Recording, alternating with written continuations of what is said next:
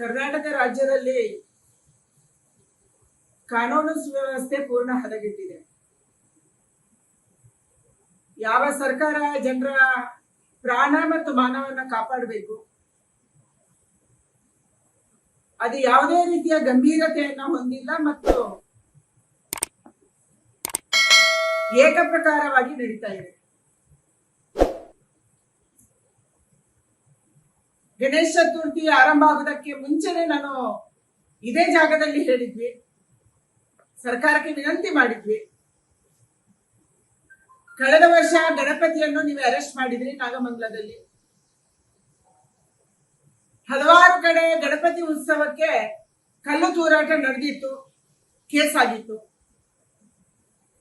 ಈ ಬಾರಿ ಎಚ್ಚರಿಕೆಯನ್ನ ವಹಿಸಿ ಮತ್ತು ಯಾರ ಗಣಪತಿ ಉತ್ಸವವನ್ನು ಮಾಡ್ತಾರೆ ಅವರು ಫ್ರೀಯಾಗಿ ಮಾಡೋದಕ್ಕೆ ಅವಕಾಶ ಕೊಡಿ ಅಂತ ಕೇಳಿದ್ವಿ.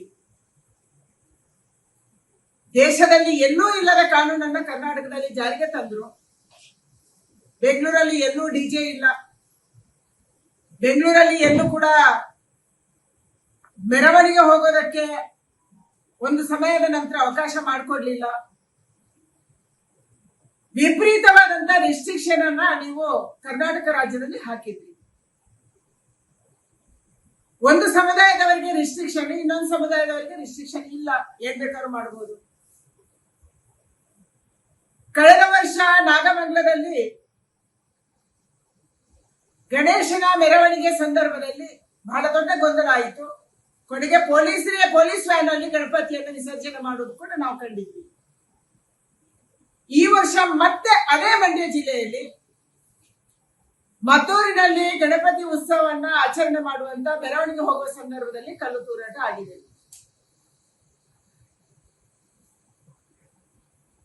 ಮೆರವಣಿಗೆ ಯಾವ ದಾರಿಯಲ್ಲಿ ಹೋಗ್ಬೇಕು ಇದನ್ನೇ ಪೊಲೀಸರು ನಿಶ್ಚಯ ಮಾಡ್ತಾರೆ. ಒಂದ್ಸರಿ ನೀವು ನಿರ್ಧಾರ ಮಾಡಿದ್ಮೇಲೆ ಅಲ್ಲಿ ಸೆಕ್ಯೂರಿಟಿ ಯಾಕೆ ಕೊಟ್ಟಿಲ್ಲ? ಏನ್ ಮಾಡ್ತಾ ಇದ್ರಿ ನೀವು? ಮದ್ದೂರಿನಲ್ಲಿ ಮಸೀದಿಯಿಂದ ಕಲ್ಲು ತೂರಾಟ ನಡೆಯಿತು, ಗಣಪತಿಗೆ ಕಲ್ಲು ತಾಕ್ತು. ಆ ಮಸೀದಿ ಮೇಲೆ ಕಲ್ಲು ಹೇಗೋಯ್ತು? ನಿಮ್ಮ ಇಂಟೆಲಿಜೆನ್ಸ್ ಏನ್ ಮಾಡ್ತಾ ಇತ್ತು? ನಿಮ್ಮ ಪೊಲೀಸರು ಏನ್ ಮಾಡ್ತಾ ಇದ್ರು? ಅಷ್ಟೊಂದು ಕಲ್ಲುಗಳನ್ನ ರಾಶಿ ಹಾಕೊಂಡಾಗ ನಿಮ್ಗೆ ಯಾಕೆ ಗೊತ್ತಾಗ್ಲಿಲ್ಲ? ಮೆರವಣಿಗೆ ಸಂದರ್ಭದಲ್ಲಿ ಪೊಲೀಸರನ್ನ ಡೆಪ್ಯೂಟ್ ಮಾಡಬೇಕು, ರಕ್ಷಣೆ ಕೊಡಬೇಕು ಅಂತ ನಿಮ್ಗೆ ಯಾಕೆ ಅನಿಸ್ಲಿಲ್ಲ? ಏನ್ ನಡೆಸಿದೀರಿ ನೀವು?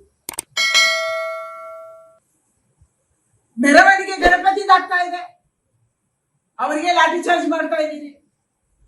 ಎಲ್ಲಿ ಕಲ್ಲು ತೂರಾಟ ಆಯ್ತು, ಯಾರೋ ಪುಂಡರು ಕಲ್ಲನ್ನ ತೂರಾಟ ಮಾಡಿದ್ರು, ಗಣಪತಿಗೆ ಅವಮಾನ ಮಾಡಿದ್ರು, ತಕ್ಷಣವಾಗಿ ಅವರನ್ನ ಅರೆಸ್ಟ್ ಮಾಡ್ಬೇಕಿತ್ತು. ಇಲ್ಲ, ಆ ಮಸೀದಿ ಹತ್ರ ನೀವೇ ನಿಲ್ಬೇಕಾಗಿತ್ತು, ಸೆಕ್ಯೂರಿಟಿ ಕೊಡ್ಬೇಕಾಗಿತ್ತು.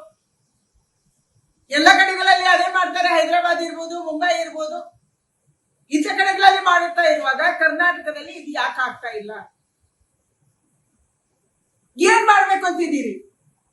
ಅದರ ಮೇಲೆ ನಮ್ಮ ಮೇಲೆ ಆರೋಪ ಹೊರಿಸ್ತೀನಿ.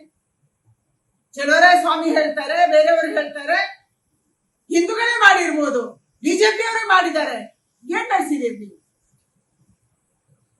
ಪರಮೇಶ್ವರು ಎಷ್ಟು ಅಸಮರ್ಥ ಒಬ್ಬ ಗೃಹ ಸಚಿವರು. ಪದೇ ಪದೇ ಹೇಳ್ತಾರೆ ಇಂತ ಎಲ್ಲ ಘಟನೆ ನಡೆದಂತ ಸಂದರ್ಭದಲ್ಲಿ ಇದೊಂದು ಮೈನರ್ ಇನ್ಸಿಡೆಂಟ್. ಯಾವುದು ಮೈನರ್ ಇನ್ಸಿಡೆಂಟ್? ಇಷ್ಟೊಂದು ದೊಡ್ಡ ಪ್ರಮಾಣದಲ್ಲಿ ಕಲ್ಲು ತೂರಾಟ ಆಗುವಂಥದ್ದು, ಗಣಪತಿಗೆ ಅವಮಾನ ಮಾಡುವಂಥದ್ದು ಮತ್ತು ಲಾಠಿ ಚಾರ್ಜ್ ಆಗುವಂಥದ್ದು, ಇದು ಸಣ್ಣ ಇನ್ಸಿಡೆಂಟ್ ಅಂತ ನಿಮ್ಗೆ ಅನ್ಸುತ್ತೆ? ಈ ಧೈರ್ಯ ಯಾಕೆ ಬರ್ತಿದೆ ಅಲ್ಪಸಂಖ್ಯಾತರಲ್ಲಿ? ಯಾಕೆಂದ್ರೆ ರಾಜ್ಯ ಸರ್ಕಾರ ಇವತ್ತು ಅವರಿಗಿರುವಂತ ಎಲ್ಲ ಕೇಸ್ಗಳನ್ನ ವಿಡ್ರಾ ಮಾಡ್ತಾ ಇದೆ. ಏನೇ ಕೇಸ್ ಮಾಡ್ಬೋದು, ಕೇಸ್ ಹಾಕ್ತೀರಿ, ಕೇಸ್ ಹಾಕಿದಂಗೆ ನಾಟಕ ಮಾಡ್ತೀರಿ, ಆಮೇಲೆ ಕ್ಯಾಬಿನೆಟ್ ಬಂದು ವಿಡ್ರಾ ಮಾಡ್ತೀರಿ. ಅವ್ರಿಗೆ ಗೊತ್ತಿದೆ ಈ ಸರ್ಕಾರದಲ್ಲಿ ನಾವು ಏನೇ ಅಪರಾಧ ಮಾಡಿದ್ರು ಆ ಕೇಸನ್ನ ವಿಡ್ರಾ ಮಾಡಕ್ಕೆ ಸಿದ್ದರಾಮಯ್ಯ ಇದ್ದಾರೆ, ಆ ಕೇಸನ್ನ ವಿಡ್ರಾ ಮಾಡಕ್ಕೆ ಗೃಹ ಸಚಿವರಿದ್ದಾರೆ, ಉಪಮುಖ್ಯಮಂತ್ರಿಗಳಿದ್ದಾರೆ, ನಮ್ಮ ಪರವಾಗಿ ಹೇಳ್ತಾರೆ. ಏನ್ ಬೇಕಾದ್ರೂ ನಾವು ಮಾಡ್ಬೋದು. ಈ ಧೈರ್ಯ ಇವತ್ತು ಯಾವ ಈ ರೀತಿಯ ಸಮಾಜ ದ್ರೋಹಿ ಶಕ್ತಿಗಳಿದ್ದಾವೆ, ಕಿಡಿಗೇಡಿಗಳಿದ್ದಾರೆ, ಅವರಿಗೆ ಬಂದಿದೆ. ಭದ್ರಾವತಿಯಲ್ಲಿ ಪಾಕಿಸ್ತಾನ ಜಿಂದಾಬಾದ್ ಹೇಳ್ತಾರೆ, ನಿಮ್ಗೇನು ಅನ್ಸಲ್ಲ? ನಾನು ಮೊನ್ನೆ ಚಾಮರಾಜಪೇಟೆ ಗಣಪತಿ ಹತ್ರ ಹೋಗಿದ್ದೆ.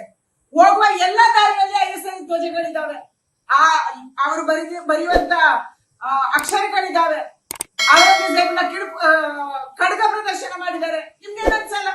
ಲೇಟೆಸ್ಟ್ ಹಾಗೂ ಇಂಟ್ರೆಸ್ಟಿಂಗ್ ಸುದ್ದಿಗಳಿಗಾಗಿ ಬಾಸ್ ಟಿವಿ ಕನ್ನಡ ಚಾನೆಲ್ನ ಸಬ್ಸ್ಕ್ರೈಬ್ ಮಾಡಿ. ಹಾಗೆಯೇ ಬೆಲ್ ಐಕಾನ್ ಪ್ರೆಸ್ ಮಾಡಿ. ಇದರ ಜೊತೆಗೆ ಫೇಸ್ಬುಕ್, ಇನ್ಸ್ಟಾಗ್ರಾಮ್, ಎಕ್ಸ್ ನಲ್ಲೂ ಮಿಸ್ ಮಾಡದೆ ಫಾಲೋ ಮಾಡಿ.